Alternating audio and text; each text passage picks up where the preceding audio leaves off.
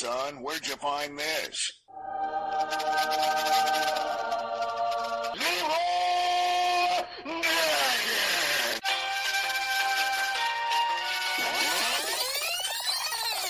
Do it! Just do it! Make your dreams come true! A few moments later. You are now listening to Podcast 42 on the OTL Network. Don't you hate when that happens? Hey, don't you hate when you fall out? Am I back on now? Am I here?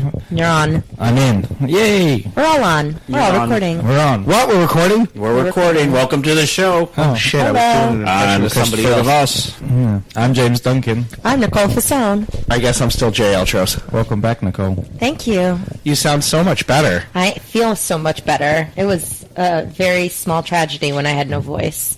Not to most other people, but for me it was. I was going to say, that was, you opened the door for some Yes. easy jokes. So Don't it's worry. good that you walk through it yourself. I know. 'Cause that's the way you stop. I'm a lady. I don't need anybody to open the door for me. Wow. Modern women. Modern women. Modern women are, don't open the door for me. And then, did you see that guy? He's so rude. He didn't open the door for me. Yeah. Okay. Well, are you about to say something and you stop? Yes. No, we're just going to roll with it at this point. Oh. Okay. So let's open up the beer cooler.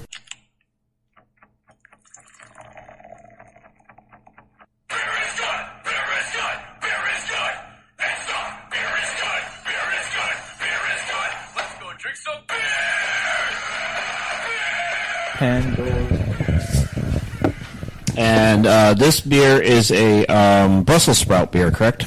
Yes. Yes, it is. Because that's what's on the label. It's totally a hoppy Brussels sprout. It's like Mr. Moon has eaten a Brussels sprout, grown leaves on top of his head like Groot, And is vomiting more out. And no, yeah, it's vomiting out like a rainbow unicorn road. I would normally rate the label 3, but for the creepiness, I'm going to rate it a 4. Wow. But what is this that you brought? Elysian Space Dust IPA, because after last time saying you think you've discovered a love for IPAs, I felt you might be ready for I this. never said a love for IPAs. An appreciation? I said they were growing a little bit better in my taste buds. I just saw Chris's reaction to the taste buds. This is a very strong IPA. Yeah, it's strong. Delicious. Yes, I believe Definitely it's like a 7... Oh, no, it's an 8.2 IPA. Damn. And I'm actually tasting Brussels sprouts in the finish, and I'm not sure if that's just because I made the Brussels sprout joke before the recording, and then I made the Brussels sprout joke during the recording. But it's just all hops. Is that what I'm tasting? You're being punished Yeah. by the beer. Is this supposed to be a hop? Yes. Okay. Have you never seen hops before? They look like Mouths and mouths marijuana. and smiling at me. No, I've never seen a hop before. Where would you see a hop at? Anywhere you ever learn about beer. I mean, they show IHOPs don't have pictures of hops. He hops. drinks baby beers. That's true. Like, they don't usually have a lot of hops. No, the beers I drink have diapers on them. Oh, that's cute. Diaper Some beer. nut smiles. Nicole, how would you describe the color? It's semi-translucent. It's definitely more...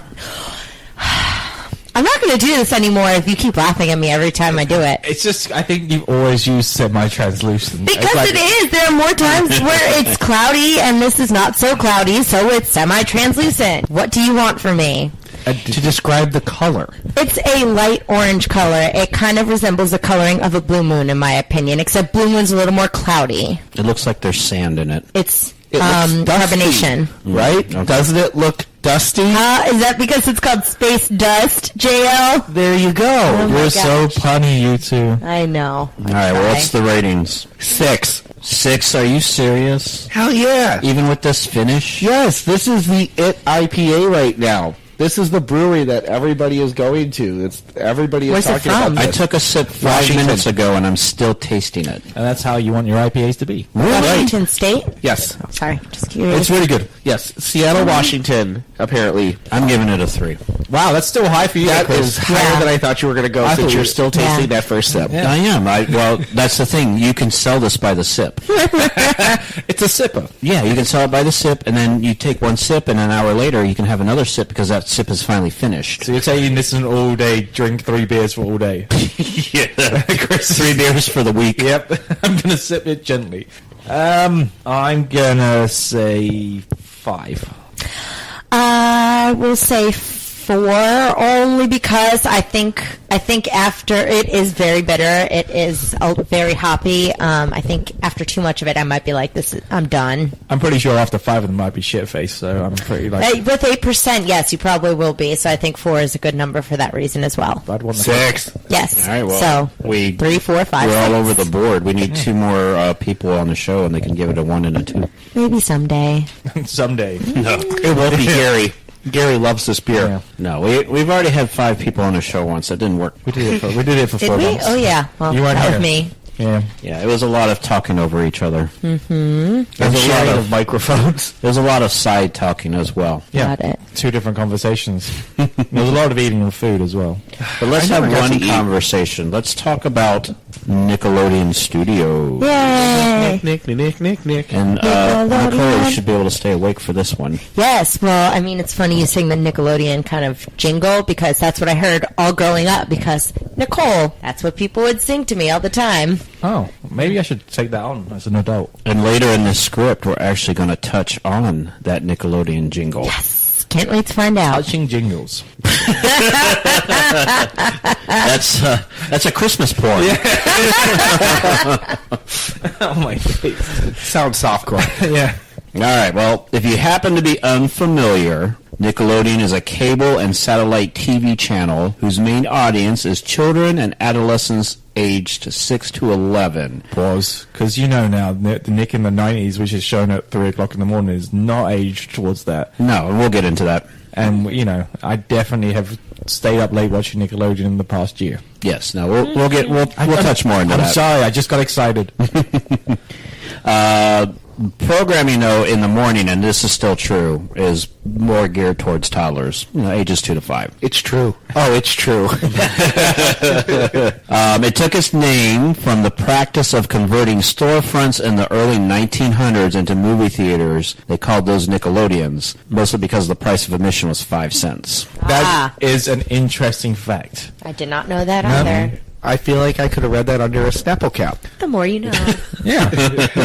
No, I used to have a little book, like, you know those books that you get in the bookstore that are kind of tiny and they're a couple of dollars? They've got them by little box gift sets. Oh, yeah. On those rotating things. Yeah. I used to have one that had a collection of all the Snapple facts in there. Well, a lot of the Snapple facts, because I'm sure there are more than could fit in a little book, but here's the Snapple She fact. now reads that book and she just has like a garbage pail full of Snapple tops that she reads sporadically.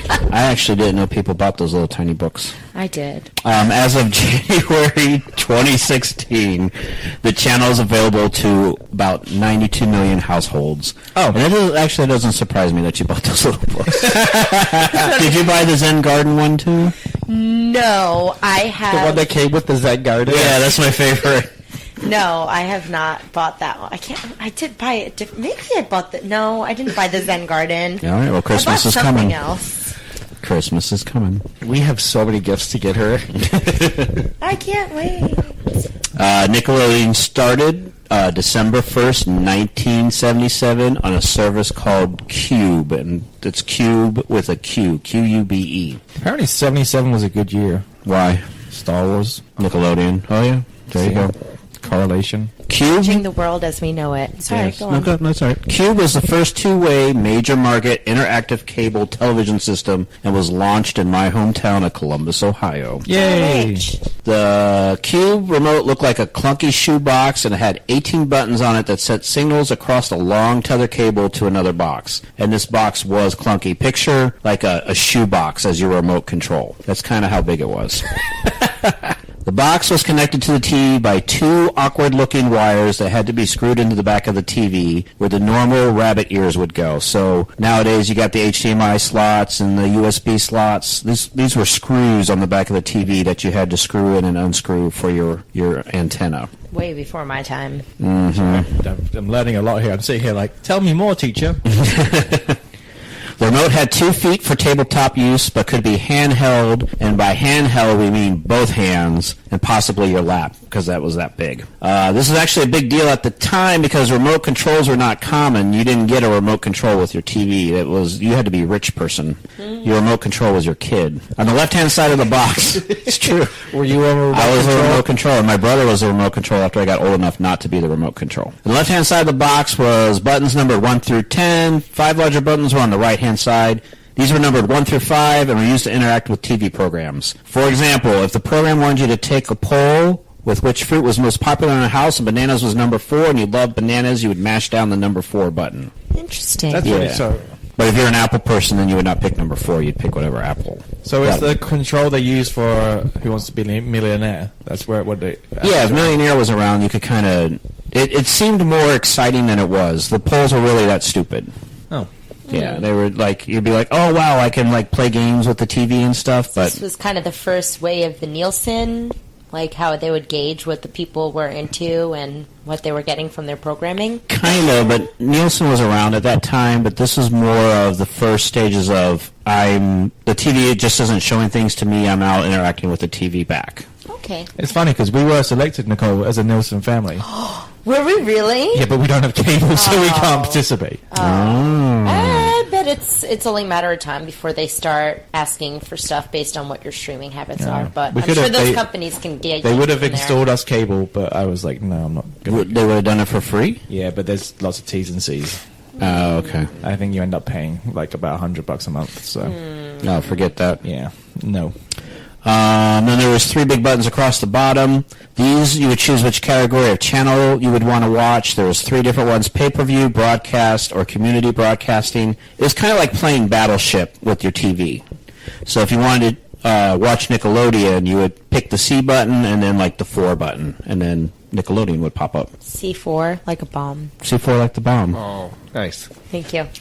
So channel cards. I have no idea what these are, but they were inserted so that you could, so you know which channel resided, where on the grid, and it could be updated if channels ever changed. So it was like Yes. a little card that stuck into the box. So like essentially like a memory card. No, it was a card with the pictures of the channels on it, so you knew C4 was Nickelodeon. Oh, Yeah. I thought I'm too advanced here. So it was just literally like what you get in a hotel. Yes. It's one of those cards that they give you with the list of the things, and then they have the channel with the numbers. Yeah. Okay. And you slid it into the top. Oh, okay. Such as Nickelodeon to C6, you sank my battleship. Huh? Chris, you did it to me again. No, you didn't read it right. You didn't read it right. Such as moving Nickelodeon to C6, you sank my battleship. Got It it. was a playback to the Battleship joke. Yeah, I got it. I was maybe texting right Wow. there. I wasn't caught out. I wasn't caught short. I was definitely caught short. The movie channels and porn was under there. Pause. Give me the porn topic. Yep. The movie channels and porn resided under the pay-per-view section that needed a special key inserted.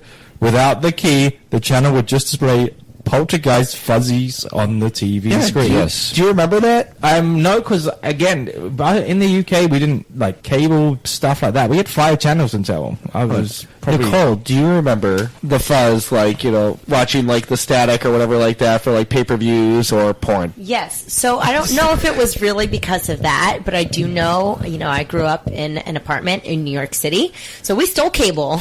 Actually, we had a little box on the side of our cable box, quote, quote, cable box. And when the cable would go out, you would just turn it off and then turn it on again. So if the cable went out, you would see the fuzzies. So Supposedly, growing up, you could stick your kitchen knife into the cube box I didn't and it do would that. unlock. But you had to stick it in just so and in just the right spot. hope I you could didn't get never figure it out. electrocuted? Chris, how many hours did you try to unlock porn for? I grew up on static boobs. Static boobs. Static boobs. That's a good name for a band. Until I got older, for an album too. until I got older, I thought women's boobs looked like static. So when you saw your first pair, you went, "Why are they not moving?" And they're like, this is in 3D. I thought they were supposed to come up to my face no matter where. So Nickelodeon, Nickelodeon, not even today. Nickelodeon only showed one show in the beginning, and it was called Pinwheel. There were total of 260 one-hour Pinwheel episodes. So 260 hours of Pinwheel. Yes. Pinwheel was broadcasted in 5-hour-long blocks with multiple one-hour episodes shown back to back to back. So what they basically did 5 hours of Pinwheel, the same 260 hours back to back to back forever. Yeah, well, yeah. Okay, I mean, you know, I can see how that could work. But there must have been a viewing for it. The channel was developed by Dr. Vivian Horner, who also worked on the PBS show, The Electric Company. Pinwheel featured puppets interacting with live actors similar to Sesame Street, along with various animated shorts from overseas. And overseas, we mean mostly Europe. So I like this idea, though. I feel like I would have enjoyed Pinwheel. Pinwheel was fun, and you got to understand there was nothing like this. No, so puppets before this. There was no channels dedicated to children at all. Which is, yeah, I mean, I still think growing up, like, we missed the trick until cable really did hit the UK. We didn't have anything. We had, like, a couple of hours on a Saturday morning and then 1 hour after school every day. That's what was here, too, until Nickelodeon started. 77, yeah. But, like, we were, like, 89. Ah, okay. I don't know, say 99, actually, probably close to that. We only had 5 channels until the year 2000. And you had to pay for them. And no, you had to pay for you still have to pay for them, no matter what. Wow. We have a TV license. Nothing is free. Everything is controlled by the government. Oh, well, moving on. Some of the live-action characters were Saul and Smitty, an elderly couple that ran a newspaper called the Daily Noodle, and Jake, a guy who had small boxes with emitted various sound effects. Sorry. I said one is called Emmett for some reason. That's okay. Puppet characters included Plus and Minus, whose favorite game was Gotcha Last. Yeah, they were essentially the Bert and Ernie of the show. The gay couple. Okay.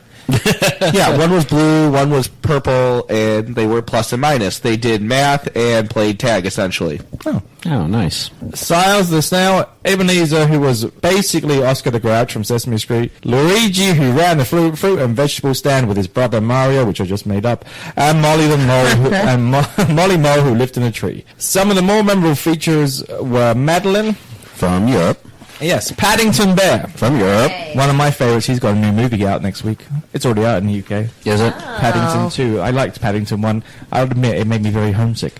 And Picture Pages with Bill Cardigan, didn't touch her, Cosby. Picture Pages was awesome. I loved Picture Pages. Never heard of it. He basically drew Jello pudding. That's right. And the only thing I know Bill Cosby is like Fat Albert and like that. So was it anything like that? He drew and then it came to life. Oh. That's basically the concept. Okay. It won 2 Cable Ace Awards in 1982 for Best Children's Series Program and Best Single Children's Program. Nickelodeon was originally used as a loss leader for its parent company, Warner Cable. They figured having a commercial-free children's channel would help them sell its cable system to a public used to watching free TV and not having to pay for a monthly fee. Yes, TV used to be entirely free. Yes, this whole cable was a brand new concept. You had, kind of like the UK that you were describing, you had the 3 major channels, and then you had PBS, and Gary on the show, one of the back episodes was talking about UHF, so you could possibly maybe get a couple of those channels in, but that was it, and it was entirely free. Do we actually have any free to air right now? You can get channel. You have to buy special rabbit ears, but you can get free channel. You can still get free TV. You can get CBS, ABC, and NBC, but it's harder to get, especially here in Florida. You almost have to get cable in Florida. Yeah. Up north, the channels come in a little bit better. Wow. Because that's where it's all broadcasted out of. Yep. Yeah. Nickelodeon relaunched itself on April 1st, 1979 as the first ever all-children's network, but only in my hometown of Buffalo, New York. I figured you'd like that. I did. It took off soon after that it was distributed to Warner Cable Systems across the country. Nickelodeon considers this as the true original start of the Nickelodeon brand. Yes, and if you see any normal history of Nickelodeon, they'll say that they started in 1979. Oh. But they didn't really. They started in 1977. The first of the new programming on Nickelodeon would feature shows like Video Comic Book, Pop Clips, Hocus Pocus, the original Pinwheel. So that's when I probably started seeing it, was when they started showing it then. Yeah. Which would later be replaced by Nick Jr. in 1988. America Goes Bananas. That sounds fun. With the Z. With the Z. So it's got to be extreme. Nickelflix, and by the way, So are they going back for Nickelflix, or is that their ode to the naming of how they got their name? I don't know what that was. it's gotta be. Yeah. Nickelodeon's programming aired for 12 hours each weekday from 10 a.m. to 10 p.m. and for 11 hours on weekends from 9 a.m. to 8 p.m. The cable network Star Channel, which later became the Movie Channel, would take over the channel space after Nickelodeon's broadcast day ended. So the movie channel, was that now the, I don't know. What is it, TMC now? Yeah, is or that whatever? TMC? I don't know. Nicole? Yeah, it's TMC, so that way it can confuse you with TCM. Yeah, the movie channel. TMC. Yeah, yeah. I thought that was the gossip thing. No, that's TMZ. Oh, okay. In 1980, new shows were added to the lineup, like Dusty's Treehouse, First Row Features, Special Delivery, What Will They Think of Next, and Livewire. Livewire was a kids' talk show which began in September of 1980 and ended in 1985. It focused on current events and stories, and it was filmed live on tape, quote, quote, with a participating audience of about 20 to 30 teenagers, and it was hosted by Mark Cordray and later Fred Newman. Livewire was the #1 rated show on Nickelodeon at the time, and it was most famously known for giving relatively unknown bands and singers their first television appearance. Some guests included Bow Wow Wow. Yo, yippee yay. No, was that? No, that's I Want Candy. Is Yeah, that- Bow Wow Wow. They did I Want Candy. Okay, so it's not Lil Bow Wow. No. Different person No, entirely. look at the years. It's totally... He was the one who said it first. Not It's an you. 80s punk band. No, he was totally going into a Snoop Dogg reference right there. So Bow Wow Wow, Billy Squier, DJ Jazzy Jeff, Frank Zappa, Kiss, REM, and the Ramones. I love who they have out here because nothing screams, let me play to the kids like Frank Zappa. Yeah, and then follow it by depressing the REM. You know, That'd be I mean, like- let's have Kiss on there, who parents hated in the 70s. But that's early, super early REM. That's way before they got big. Is that like they got Shiny depressed? Happy People? That's way before that. That's like probably even before Last Orange Switch Crush? Pageant. Actually, you saying REM just did trigger something in my mind. I watched a movie. I did watch a movie this Oh, week. okay. You said you didn't. I didn't watch Everybody a movie, Hurt? but You lied. yes, Everybody Hurt, and it was not. It was a mockumentary of Jim Carrey's filming of the Andy Kaufman movie. Oh, was Man it on the Andy Moon. and Jim? Oh, Yes. man. Oh. It's the Andy and Jim thing on Netflix right now. Okay. And it's Jim Carrey embraced Andy Kaufman for like the whole time he filmed that movie and pissed everyone off because he played Andy Kaufman and would only be responded to. And it showed all the behind the scenes footage and all that stuff. REM feature at the end, and he's like Michael Snipe. Why do I call him that? I think because I've got Harry Potter on the mind. He was pissed off because he didn't want to show up and do the music video, which Carrey said he regretted. That, though, great documentary. I'd give it like 7 crumpets to go and watch that through. Okay, because originally I thought you said mockumentary, and I thought it was a real It documentary. is a real documentary. Okay. A real documentary of behind the scenes of all the filming and like everyone freaking out because Jim Carrey just embraced everything. And he said it messed him up because he got stuck in Andy Kaufman's head and trying to be him. That it makes sense. He's a crazy man. All you see is Jim He does Carrey. art now, I've heard. He He's does a lot of art. mental. And apparently Yeah. took a lot of Prozac. So. Yes. And his art is actually really good. Yeah. He's a It's talented, really good. talented man, but he definitely, when he was talking about the embodying of all that kind of stuff. Anyway, so Yeah. 7 crumpets for my review of Jim and Andy. Nice. That's pretty high. It was a really good watch, really good watch. And you kind of go, oh shit, this was allowed to happen, and he didn't get fired. The Jerry the King Lawler stuff, which JL was a big wrestling fan, really, he pissed him off. Oh, yeah? Like, pissed him off, like Lawler was ready to kill him on set. So it was, like, impressive, so. Huh. So definitely pick it up and watch it. It's in my queue. Do you like what you're listening to? Do you like listening to stuff just in general? Ears are fun. Especially the lobes. Check this other podcast out, but only when you're done with this show, of course. Do you enjoy being a fly on the wall, getting to listen in on a conversation and learning things about the people involved? Hi, I'm Rhett Hall, and I host the Brain Trust Brothers podcast, where every week I bring the audience along to listen in on a conversation between myself and someone that I find interesting. It could be another podcaster, an actor, or just some guy from down the street. You never know what you're going to get, but you can always count on it being fun, informative, and entertaining. You can find the podcast every Tuesday on iTunes, Google Play, Stitcher, or by visiting braintrustbros.com/podcast. Join me as I try to make the world a better place, one conversation at a time. All right, so the Livewire ended in 1985, and later that year, the Canadian sketch comedy series "You Can't Do That on Television" made its American debut. Which is awesome. Yes, it is. Never heard of it. I've never seen it. You're missing Really? Oh, I know. I feel like I've heard of it, but I've never seen it. If you saw little bits from it, you would probably recognize a bunch of references that... Maybe, probably. Singer Alanis Morissette was a cast member in 1986, and it became Nickelodeon's first hit series. Whenever someone said, "I don't know," green slime would pour onto them from above, and this was known as being slimed. The green slime would later be adopted by Nickelodeon as a primary feature of its many shows, including the popular Double Dare. Other shows that were part of Nickelodeon's regular schedule during its early years included The Third Eye, Stand By Lights, Camera Action, and Mr. Wizard's World. There was a skit on You Can't Do That on Television with Alanis Morissette where she was in a movie theater. Okay. Yeah, and she only had one hand in her pocket the entire time. Ha, ha, ha. It was kind of an ironic skit. Because the other one was in a movie theater. Okay. Do you know that song? She obviously hasn't listened to the Alanis Morissette song.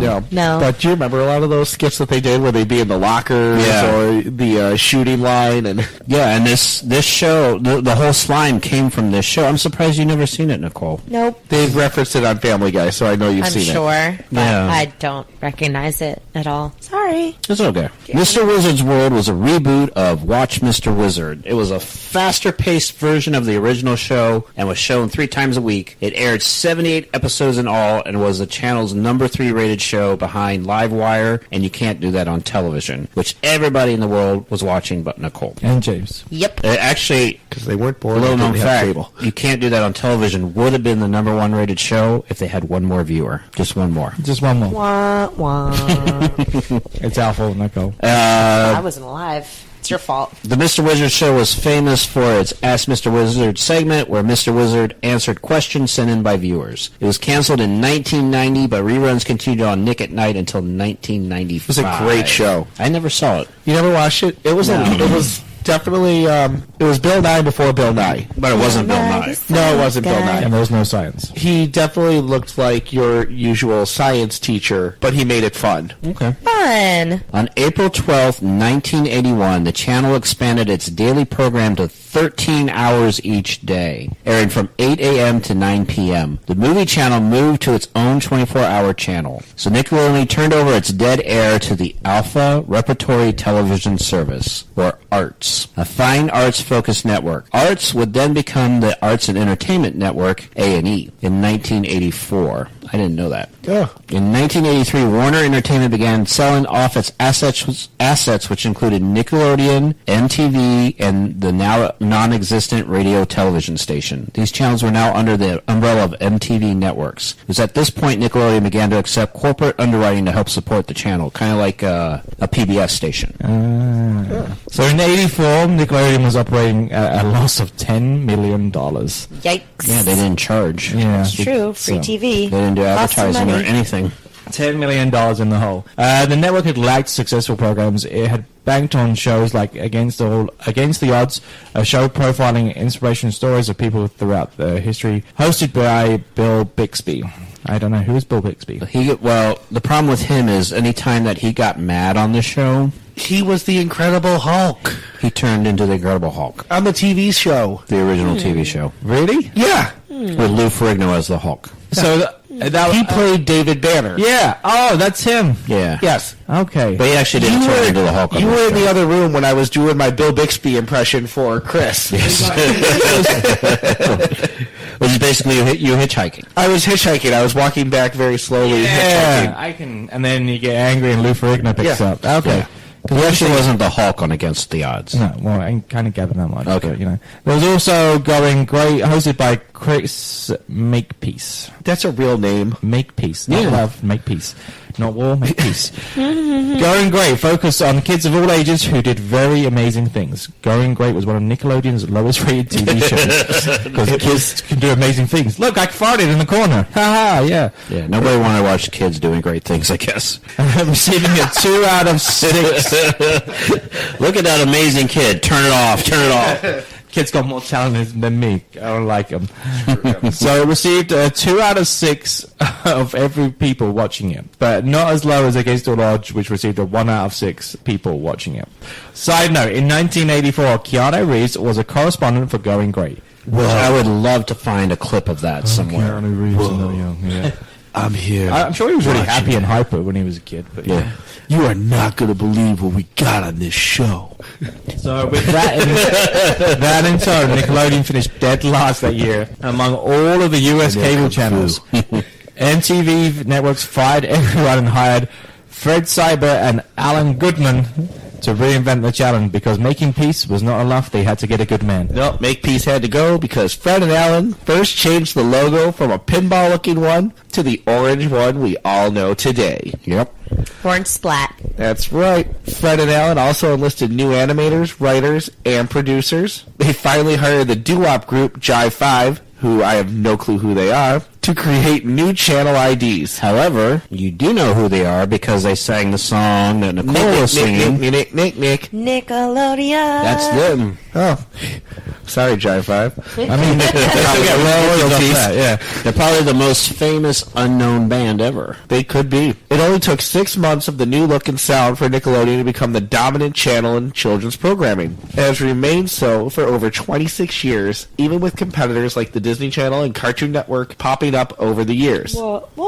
It also began promoting itself as the first kids network due to its status as the first American television network aimed at children. After all this retooling, Nickelodeon began accepting traditional advertising. Yep. Which is just crazy. But think about it. In 6 months, they turned the channel around. That's insane. Yeah. That's pretty impressive because if you've got a dead channel now, you've got a dead channel. There's nothing to save it. There's no saving it. Yeah. Kind of like, oh, yeah, unless you can get...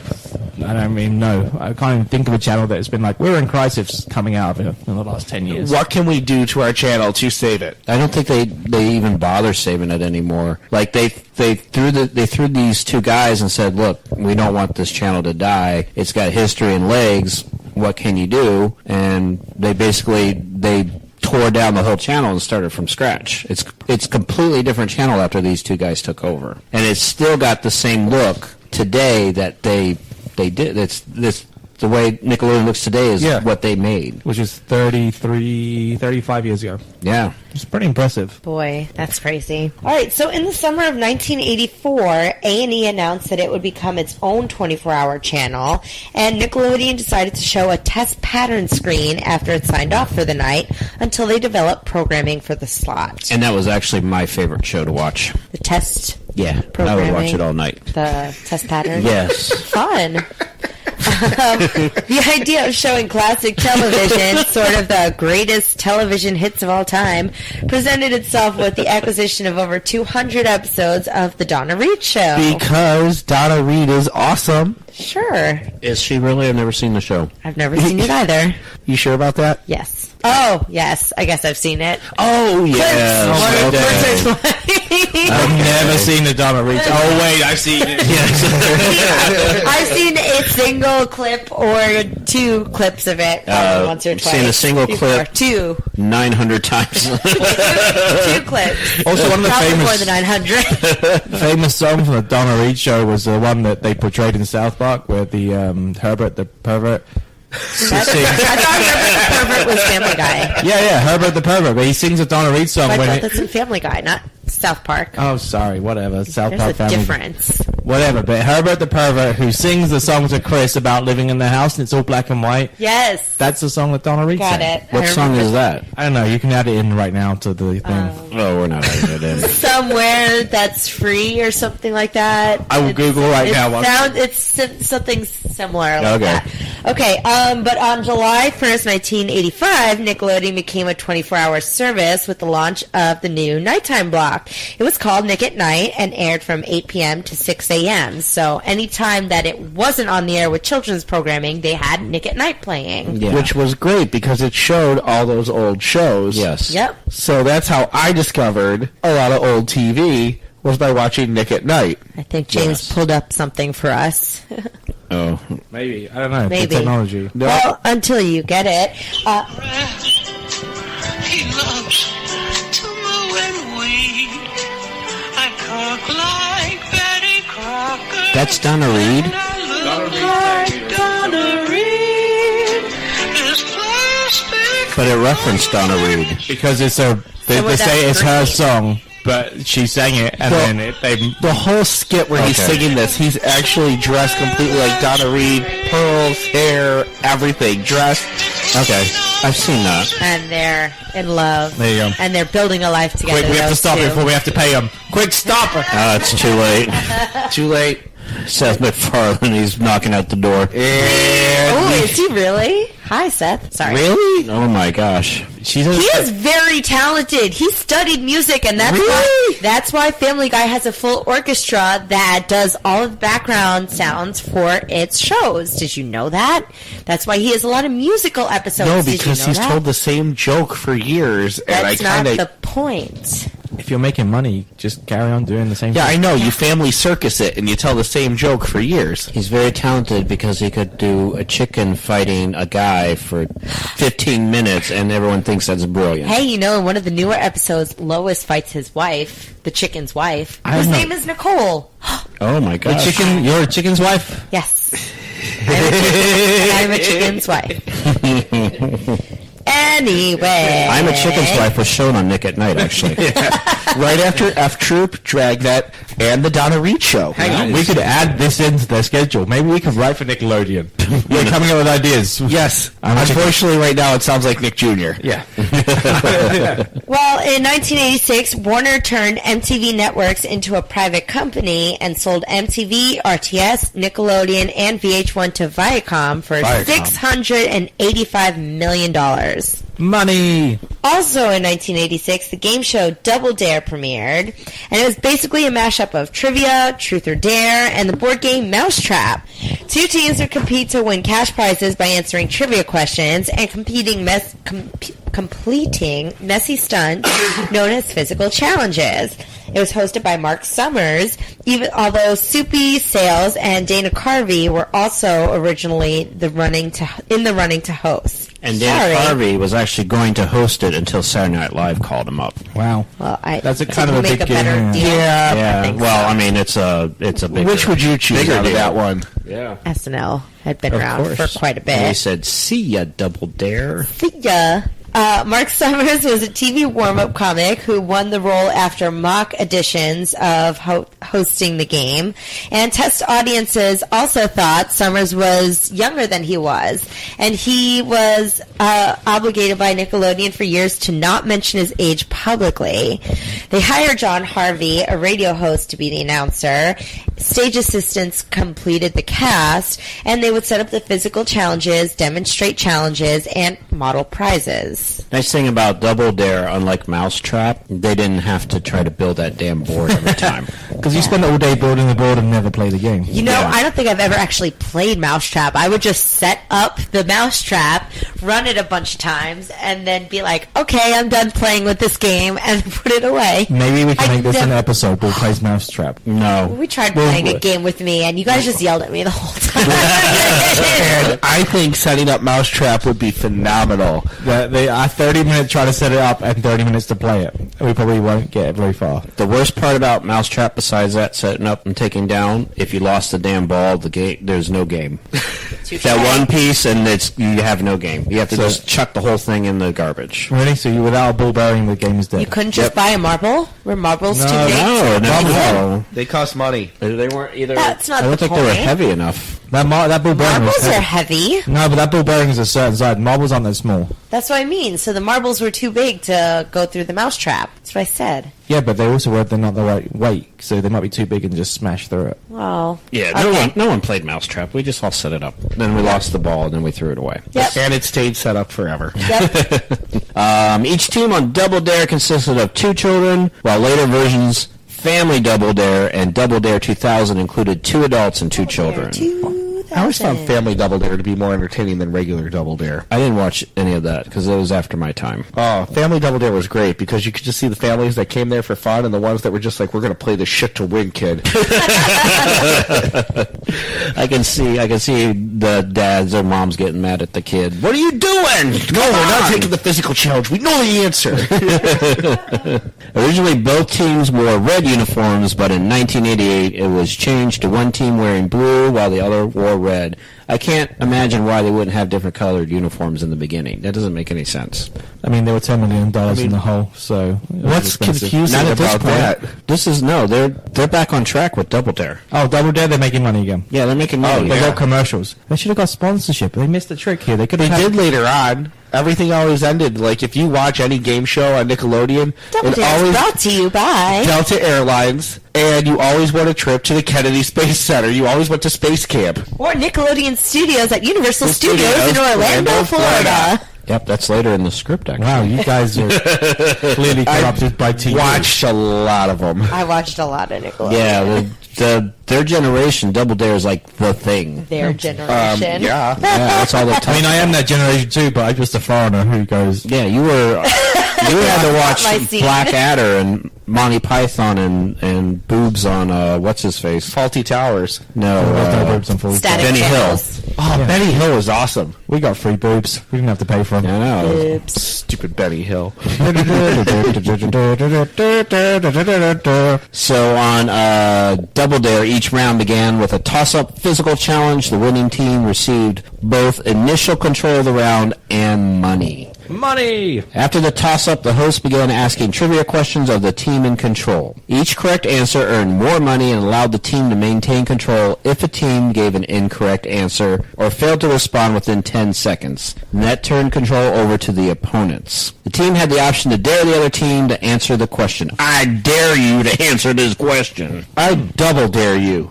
Yeah, that's what it says here. The answer question doubling its value. In response, the opponents could double dare for quadruple the value. When the team in control was challenged to a double dare, they had to either answer the question or complete it in a physical challenge. An incorrect answer or not responding within approximately 5 seconds on a dare or double dare awarded both control and the appropriate amount of money to the team that first issued it. So they just yell back and forth to dare each other for 5 minutes? Yeah. Oh, good TV. I dare I mean, you. it never lasted the 5 minutes. One of them always, like, they would go really quick, and then by the end of it, they just go, physical challenge. That's Yeah. what she said. I mean, the physical challenges were often messy stunts. A team had to perform the team had to usually perform them within 20 or 30 seconds. Challenges often involved filling a container past a line with things like water, uncooked rice, green slime, whipped cream, or milk. Or body parts. I mean, I'm pretty sure we're going to be talking about Slime Time Live some point later. No. Yes? No? Okay, well. But you can bring it up. So I was on Slime Time Live, which was the everyday kind of live TV show that they did at Nickelodeon Studios in Universal Studios in Orlando, Florida. I was a contestant, and I actually did one of those challenges where I was part of a 2-person team. They were tossing me balloons that were filled with, quote, lemonade, and I had to catch the balloon and pop it. Wait. No, it wasn't lemonade like it was pee. Okay, that's the first thought. What the hell is this show? Is it done by Hannibal Lecter? No, but you were Donald Trump. catching balloons. Catching balloons filled with water, and I had to pop the balloons in the container, and if my team was the first team to fill it up to the line, we won a prize. And you won, didn't you, Nicole? And I won! Do you know how I know this, Nicole? Because I brought it up before. Because you spoke about this in a previous I know. episode before. But in case people haven't heard that episode, this is me just going over my fun Nickelodeon Did you know the other person on your team? Or No. you just randomly It's matched just up? kids in the audience. They pick you out. It was for on the games. random. So did you stay referring to them after? No. Did you? No, they lost. So she's like, screw you. But I got a stuffed SpongeBob SquarePants doll that was very big, and I had it signed by Dave Azer, who was the host of Slimetime Live, and the two other hosts that I can't remember their names. And this was on the air? This was on the air. This was on TV, and I've tried to look it up. Proof of this? No, I tried looking it up, and I couldn't find it. We tried together, Nicole. We sat here YouTube and trying to find Nicole's episode. I think if we probably went through the VHSs that maybe my family has kept over the years, maybe we'd find it, but it's unlikely. Wow, and this is a young Nicole? It was a young Nicole. I was so excited. I did a really fun jumping and excited look when I won because I was very, very excited to have won. Well, you have to. What would it look like if you were like all sad? And they hand you this big SpongeBob. You're like, what the hell am I going to do with this thing? Sorry for the interjection, but reading about that challenge reminded me of that. Well, I'm glad it's part of your history. It was. It was fun. Another part of the type of competition involved catching a specific number of items before the time ran out, like pies in the pants. And if you say that in England, that just means something else. What does it mean? Pants means underwear, so you're going to catch things in your underwear, like my boxer shorts. I'm going to have to open my boxer shorts on live TV while you try. What are pants called? Trousers. Oh my boy. God, that's so. So what are British. knickers? Knickers are what females' underwear. Really? Yeah. I thought those were just underwear in general. No, knickers are females' underwear. Okay. So what are female pants? Trousers, jeans. Oh, all right. Making sure it's the same thing. I know. Trying to get What's a consistency jacket? here. A jacket? Yeah. It could be like there's a jacket or there could be a blazer. I thought it was a potato. I mean, I thought you wanted food, yes. A jacket is a jacket potato. See, I knew that. Yeah. You looked at me like, what the hell are you talking I about? thought we were talking about clothing. I didn't realize the topic had changed to food. Well, because here a jacket's not a potato ever. No, I asked for a jacket potato once and they said, what are you talking about? I said a baked potato. So why'd you call it a jacket? Because you keep the skin on it. That's made called the jacket. See, my segue was different British terms for clothing, but then the potato, never mind. Okay. So back into pies in the pants involved catching a set number of pies in a pair of oversized clown pants launched by the teammate from a foot-operated catapult. I remember this one. So you catapult pies. What are clown pants called in England? Clown trousers. Do you guys have overalls? Yeah. Do you call them overalls? Yes. Oh, okay. Sorry, you're just... That's the only thing that translated back over to here. There's probably plenty, but, I mean, it's we call socks. Get out. Yeah. No way. What if a clown was wearing overalls? What would you call that? Clown overalls.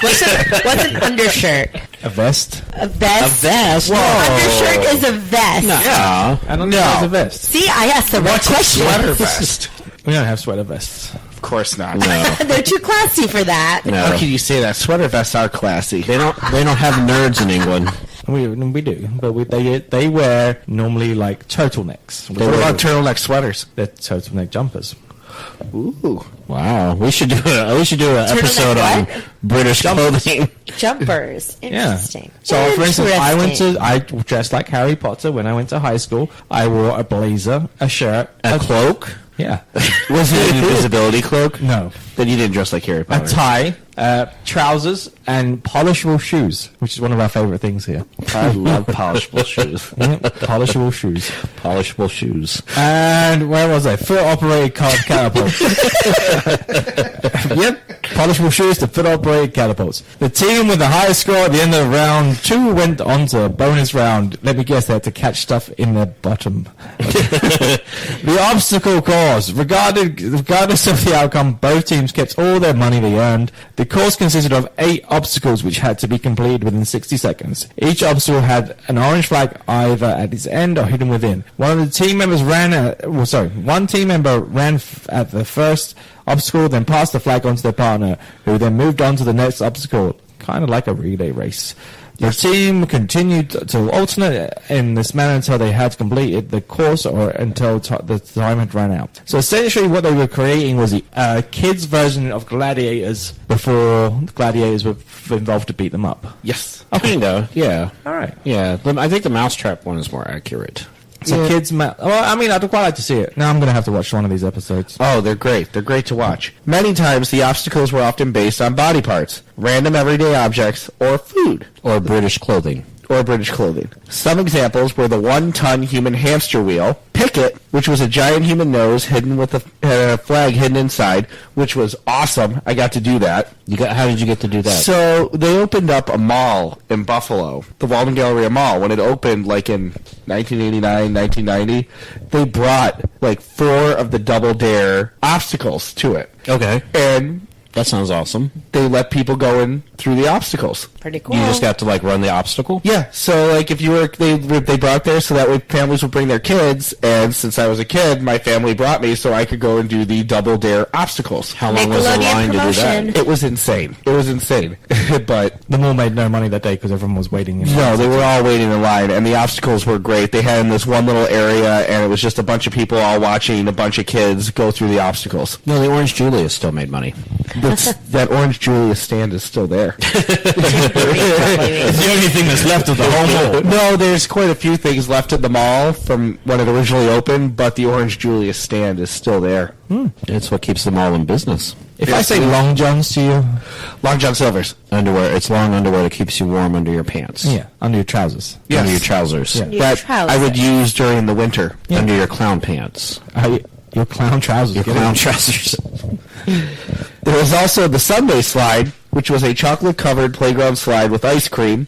That sounds like fun. It actually does. Was it real ice cream? No, it was just like a big thing of whipped cream. Okay. And I don't know if it was real ice cream. Do you know if it was real ice cream, Nicole? For what? Say again? The Sunday slide. No, it probably was not. The ice cream slide. No, Ice but it cream sounds slide. good. Way to join back up. I skipped ahead. Yeah, Sorry. to the next topic. And Gumdrop, a gigantic gumball machine filled with plastic balls. That's where she jumped ahead to. The team won a prize for each obstacle completed, escalating in value up to a grand prize for completing the entire course. Prizes included televisions, concert tickets, encyclopedias.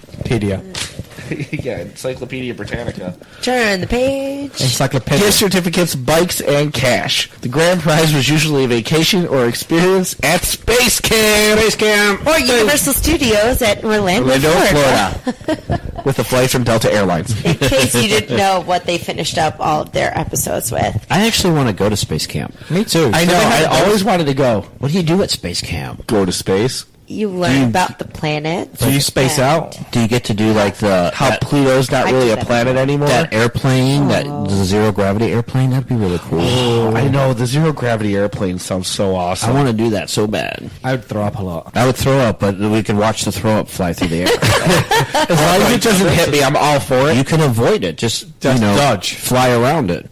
Space. You make it sound so easy, but it's zero gravity, and I feel like, it's not as easy as it sounds. These are trained professionals in outer space, But we'd be going to space camp. We would be trained. They train you at space camp. Field trip.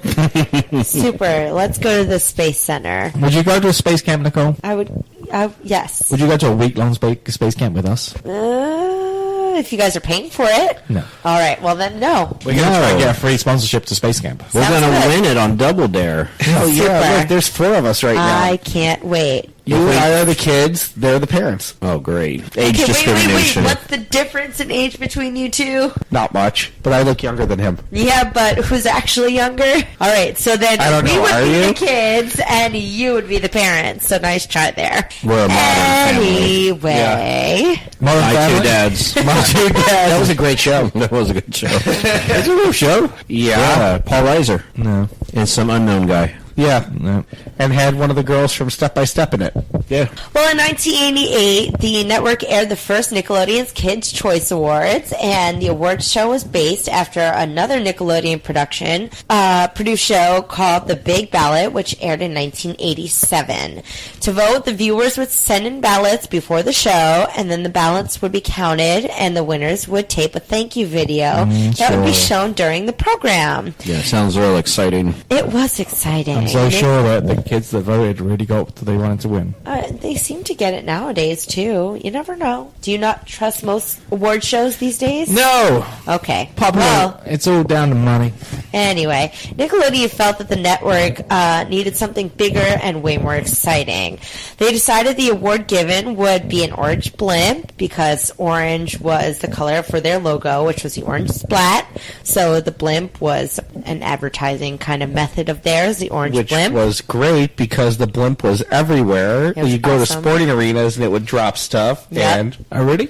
Wait, they had a real blimp? Yeah. They really did, like one of the little blimps, and then they actually had a legit blimp that would fly around. That's what I'm asking, yeah. I saw one of those recently here in Central Florida. Was it the Goodyear? Yeah, I kind of freaked out because I hadn't seen a blimp like that for years. And I was like, that's a blimp, yay! That's another thing I want to do. I want to ride Get it. it, wait till around the new year. You'll see like a bunch of them. Like usually the DirecTV, Goodyear, everything like that show up. Go to the beach. You'll see them at the beach. Yeah. Blimps As at the well beach. as the What's the difference between a Zephyr and a blimp? A Zephyr? pass. Yeah. You mean a Zeppelin? Zeppelin, yeah. Because a Zephyr's a bike. And a water company. Zeppelin and a blimp. Yeah. One has Jimmy Page and Robert Plant. The other one's a blimp. Zeppelin and a blimp. The Zeppelins are filled with helium. They're combustible, like Yes. John Bonham. No, I don't want to ride in that. No, they were banned after the disaster in Germany in the early 1900s. Weird facts James knows about blimps. Very foreign facts about blimps. A few of the categories kids could vote in were favorite movie actor or actress, favorite TV show, favorite TV actor or actress, favorite music group, favorite male or female athlete, most enthusiastic athlete. Yes, I'm an athlete. I'm the best. Woo! Give me the award. Favorite video game, favorite sports team, favorite animal star, and cutest couple. Now, how many of those did you ever vote on? I don't remember. But you voted. Didn't I you? definitely voted. I just don't remember what I voted. can or honestly what say I years. never did, but I figured you did. No, so. I'd probably vote. I think I probably voted when they eventually started doing it online because I was pretty young when computers started coming into the scene, and that's when they were introducing all of the online voting. He just jokes towards Chris. She looks at Chris like, I was younger. Computers were It wasn't looking at anybody. I played your daughter on Double Dare. I was young. He asked me a question. He's sitting in the same direction. I was technically looking at him when he asked me the question. But computers have been around since the 50s, so how old are you? They only started becoming really integrated into the average person's home in the 1990s. Okay, I'm just Christopher. Just checking. It was the 80s with the Atari ST. Not in America, or at least not for my family. They were too busy stealing cable. Yes. In the, And all that money we saved on paying for cable bought us a computer, finally. Way to go, Geico. Thank you. I do know that she voted in one category, best Slime Time appearance. Yeah. Yes, it was mine. That is She true. voted for herself. That is It was whole amazing. F with one vote. The write-in candidate.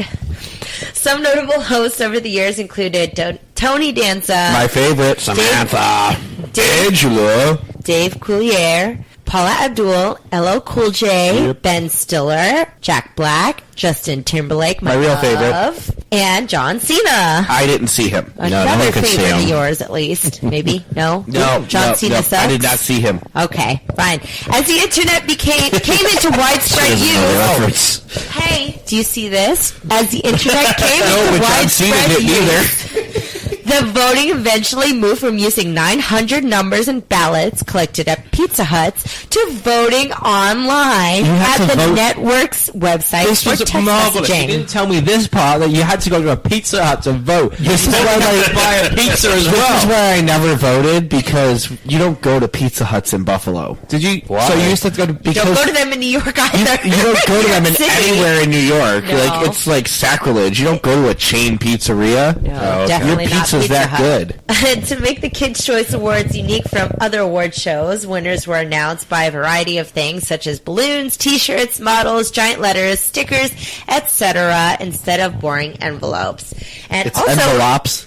And also in 1988, Nick Jr. replaced the Pinwheel block. Boo. Boo. You didn't even watch Pinwheel. Yeah, I did. I love Plus and Minus. They were You awesome. didn't watch Nick Jr. either. You watched Yeah, I it did. now, I remember but Eureka's Castle. What's that?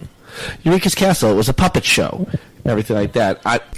JL's lady just said it was like the best show on Nickelodeon. There was also David the Gnome. She says she has all of the hand puppets at her mom's Does house. she want to come in and do it on a mic so people can hear? Come in here and talk about it? She said no. She doesn't want to. She just screamed loudly. She was screaming through the Able to now filing noise complaints. Thanks, guys. She's actually sitting outside the door with her ear pressed. Listening to everything. Well, with that, we should probably take a break and do a part 2. Part 2. So you got a movie review in. You didn't think you were going to do No, that? I honestly didn't think I was going to have that because I completely forgot. Because it really wasn't a movie, it was a documentary movie-esque. But It's still a movie. honestly, go back, go watch it.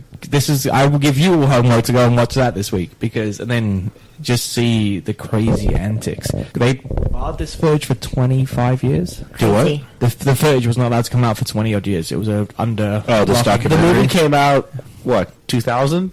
Was it 2000? I think it was earlier than that. Didn't It was. He did it just before. I think it was 2000. I want to say 99, 2000. Really? Yeah. So it's almost 20 years. It was in under lock and key. They didn't want to release it because it would basically make Jim Carrey look like an asshole. Well, I don't know. That's probably. I mean, really, we all know that anyway. Yeah, but it was but it's just honestly going back through. But yeah, so we've learned a lot about Nickelodeon. Until next week when we learn more. And my challenge to you is to review a Nickelodeon movie. Do you want me to animated or live action? Whatever you want, whatever you can find. I want to watch the new Hey Arnold one. It can be the new one if you can find it. Is it good? Is that being released in theaters or? No, they're showing it on Nickelodeon and whatever else channels they have now. So I need to steal someone's cable login to download the app so I can watch the stolen cable to watch I it. wonder where you're going to find that. Me. I give him all my logins for all of my cable networks. And I give her a roof to sleep underneath. No, well, I there. pay It for seems that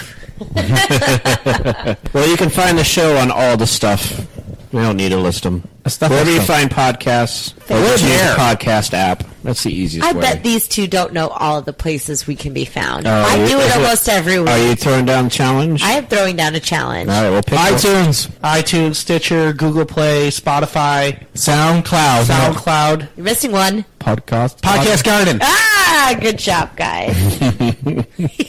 I've actually done that before, so yes, I do know it. You were here for that episode. Yeah. I mean, we've been doing this for almost a year. Just making sure. I know. That's I crazy. know. We gotta That do a is good crazy. 1 year anniversary episode. Yeah. Oh, yay. We'll bring back everyone for Let's one throw year. a party. Well, we'll see who we can get.